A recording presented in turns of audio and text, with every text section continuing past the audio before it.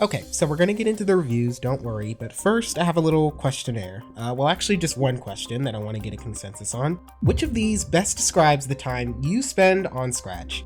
A, I do not know what Scratch is, have never used it, and honestly don't know how I got here. B, I have a Scratch account, but just kind of use it to like talk to people and look at other projects and stuff. C, I am or have been creating and working to improve my projects for a decent amount of time. Or D, I am most definitely too old to be on Scratch, but still stay because I like making fun projects and engaging with the community. Comment your answer down below, and if you're the first correct response, well then you, my friend, have just won $1 million. Or something like that. I don't know. Probably.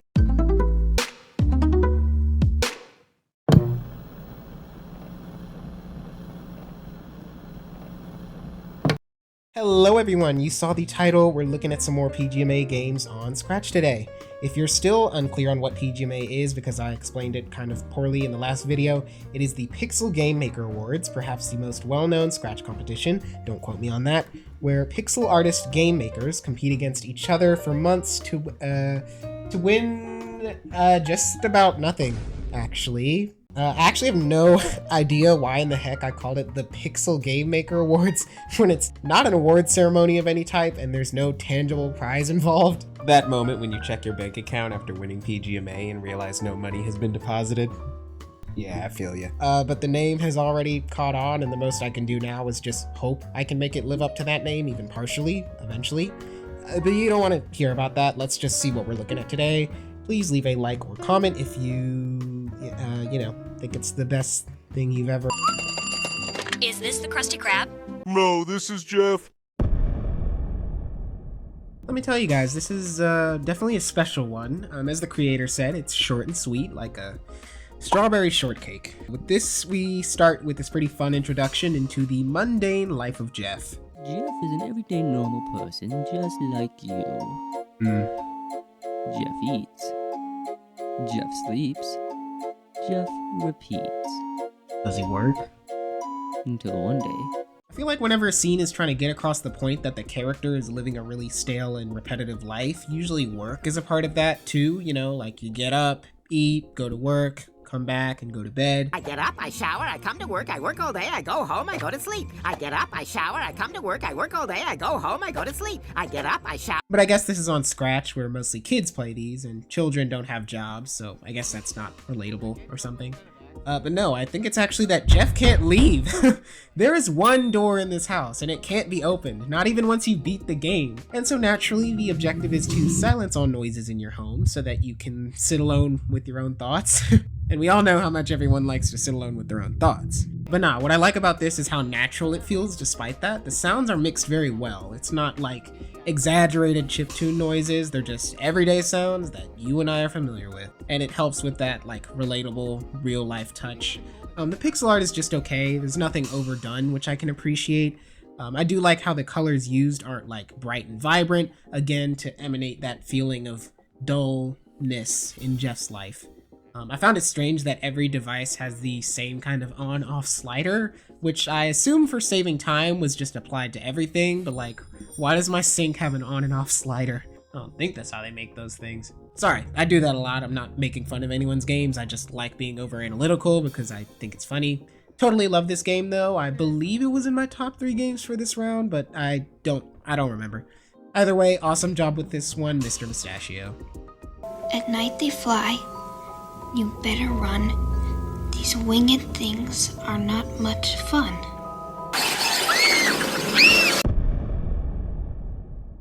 I like the more lighthearted and whimsical atmosphere that this game puts on that I don't think many of the other ones have. Some do, but not many.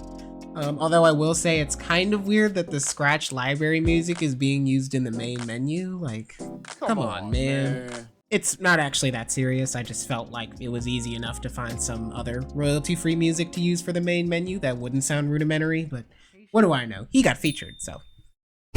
However, I do like how when you get caught at the end screen, it shows the human holding you by the legs. Like, why is this guy holding him like a farmer holds a chicken upside down before they take them to have their heads cut off or whatever? As if the average person would be brave enough to pick up a bat, let alone want to be anywhere near one. For That's probably like in my top 7 favorite things about this game. One thing is that I love the choice of colors in this one. The purples and yellows are quite nicely used to make it a warm and cozy setting. I would say this is the coziest looking game out of all of them. Another thing that makes it totally unique is the memorization aspect of it. The bat uses echolocation to map things out, which you can only do standing still for some reason. But then you kind of gotta speed run it while your memory's fresh to get to the golden apple and get the heck out of there. As I've said, I'm not good at games in general, so for me personally, this was one of the more rage-inducing ones.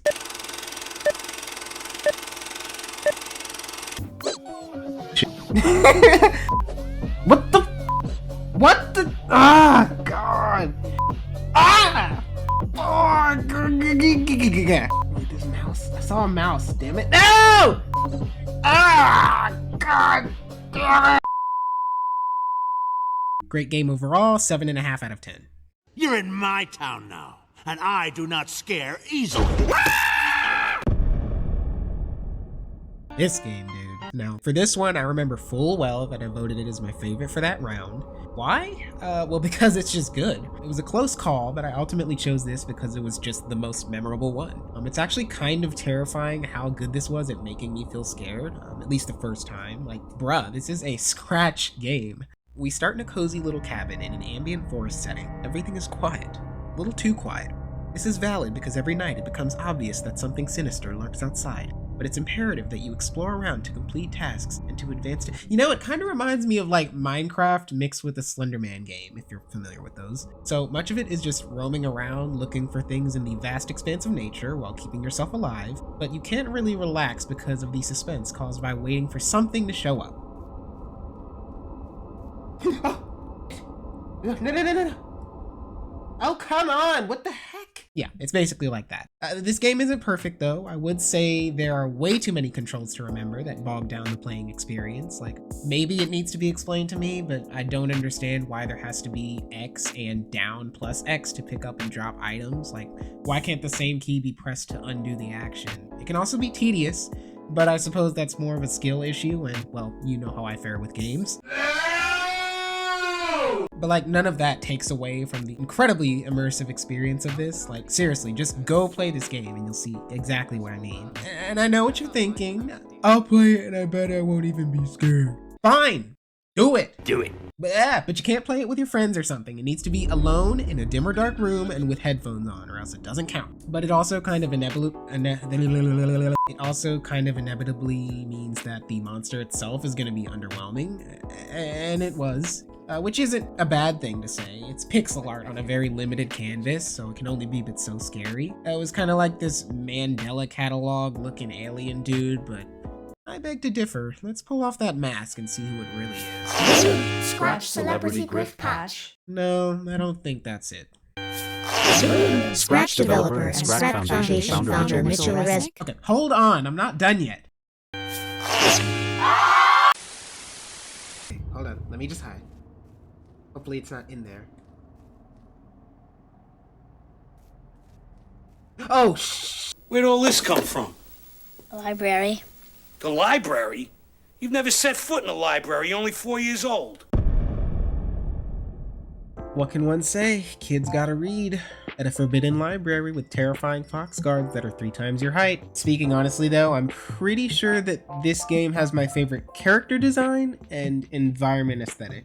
I mean, just look at it. Those colors, those textures. Perfectly rustic and vintage. Yeah, so remember how I said that I thought Hungry Bat was the coziest looking out of all of the round's entries? Well, I think the coziest is actually this one, and I just forgot about it. Now, I was a little disappointed because what I would have wanted is just like a big boss librarian for the climax, you know? Just the scariest son of a gun, you know? She's throwing books at you, screaming like a banshee, descending from shelf to shelf, but we didn't get that. I assume the game is infinite because the levels seem to be randomly generated, which is cool still. Don't get me wrong, the bells and the slingshot you can use as a diversion are pretty smart implementations. It's just that having a score seems kind of useless because the game doesn't end and there are no upgrades or items you can buy that give purpose to continuing for so long. But then again, the game generally is already quite easy, so. Also, the character movement is just very glitchy, especially with the fox guards. I was half expecting them to just like shoot up into the stratosphere,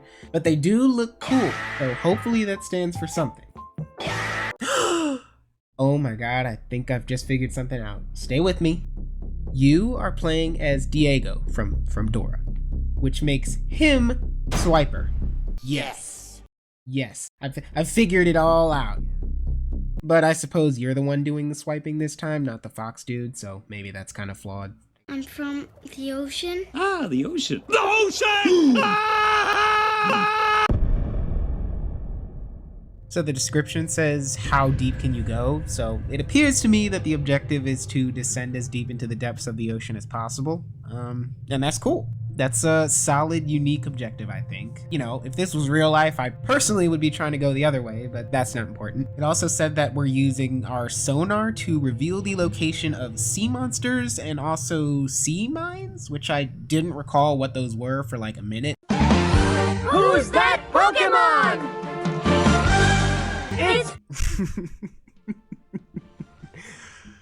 It's sea mine, bro. It's totally sea mine. You know, the more that I say it, the more it actually sounds like it could be the name of a Pokemon. So I had no idea if they were good or bad until it was too late.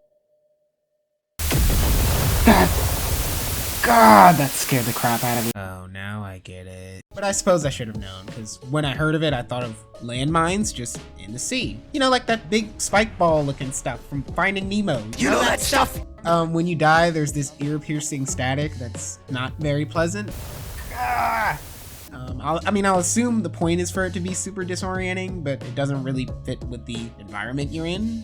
I don't know, maybe it does. I don't know anything about anything. One thing I think could have been added was just more ocean elements.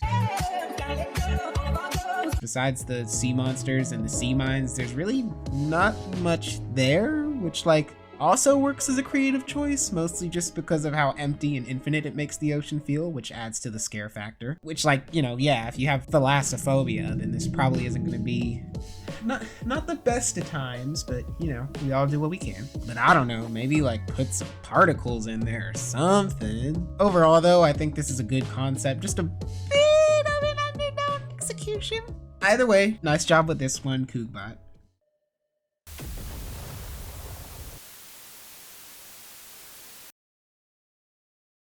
Okay, I'm happy with that. Hello. Hopefully you liked the video. I did it! I did one more game than I did last time, so that's a win in my opinion. The video is longer, I win. If you liked the video, then obviously like the video. And if you didn't like it, there's actually this feature where you can unsubscribe. It's like subscribing, but the opposite if you don't like the person. So you can it's actually the same button that you would click to subscribe. So you can just click that and then you're unsubscribed. I wanted to make this video a lot longer, but I just had a lot of stuff come up. I had a new job offer come up. The IRS and I have been playing a game of cat and mouse because I haven't paid my taxes in 4 years. So it's just been a lot, guys. It's been a lot. But let me know if there are ideas that you want me to do that might be a little bit easier on me, editing wise, because that just takes forever. And yeah, hopefully I will have another video out within 2 or 3 weeks. So yeah, get out of my face. Bye.